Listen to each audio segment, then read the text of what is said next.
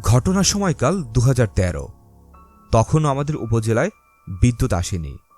যাদের অনেক টাকা তারা সৌর বিদ্যুৎ চালাতো। গ্রামের বাড়ি গিয়েছিলাম, এক রিলেটিভ মারা গিয়েছিল সে সময়। তার মৃত্যুর পর যেদিন চেহলাম, মানে ৪ দিনের মিলাদ হয়, সেদিন খাওয়ার পর রাতের বেলা শোবার বন্দোবস্ত হচ্ছিল। আমরা লোকজন বেশি থাকায় পাশের আত্মীয় বাড়ি শুতে যাচ্ছিলাম। এমন সময় আমার এক কাজিন, বয়স ২৫ বছরের মেয়ে, হুট করে পেছন থেকে ডাক দিয়ে আমাদের সাথে যাচ্ছিল।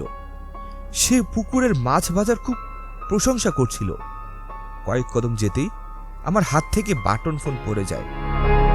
ফোনের হালকা আলোতে আমি তার পায়ের দিকে লক্ষ্য করলাম। বয়স্ক মানুষের পায়ের মতো নোংরা খটখটে উল্টো পা দেখে আমি আমার আরেক কাজিনের হাত চেপে ধরলাম, ইশারা করলাম।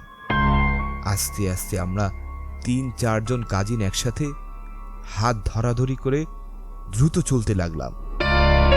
আর কয়েক কদম হাঁটলে আমরা যেখানে রাত যাপন করবো সে রিলেটিভের বাড়ি। এমত অবস্থায় সবাই দেখলাম ওই পেত্তিটা বাঁশ ঝাড়ের গায়ে উঠে এক ঝাড় থেকে অন্য ঝাড়ে যাচ্ছে। আমরা সবাই মাটির দিকে তাকিয়ে চলতে লাগলাম। আমাদের মধ্যে একজন বলছিল, ঘটনা যাই ঘটুক না কেন আমরা যেন না তাকাই। কিছু সময়ের মধ্যে আমরা ঘরের উঠোনে চলে এসেছি। এমন সময় দেখলাম আমাদের ওই কাজিন, যে এক ঝাড় থেকে অন্য ঝাড়ে বয়ে বেড়াচ্ছিল, সে অনেক আগেই ওই বাড়িতে এসেছে। তাহলে এতক্ষণ কি আমাদের সাথে এসেছিল? বাড়ির সীমানার বাহিরে তৎক্ষণাৎ এক দমকা বাতাস এবং সাদা ঘোড়া চলে যেতে সবাই দেখলাম।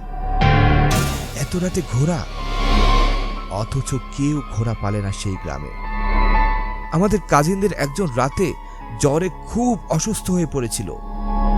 পরেও কি ইমাম সাহেবের পানি পড়া ঝাড়ফুঁক দিয়ে সুস্থ করতে হয়েছে। পুরোপুরি সুস্থ হতে ১ সপ্তাহ সময় লেগেছে।